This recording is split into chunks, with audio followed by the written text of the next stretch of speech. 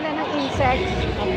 Tapos dinadigest. Ito mami yung mga picture plants. Ito po sila.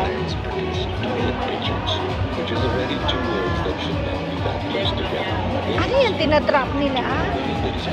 Tinatrap nila yung animal? Yes. Mga insects. Ito po kaya pong pumasok yung bibig. Hindi na po siya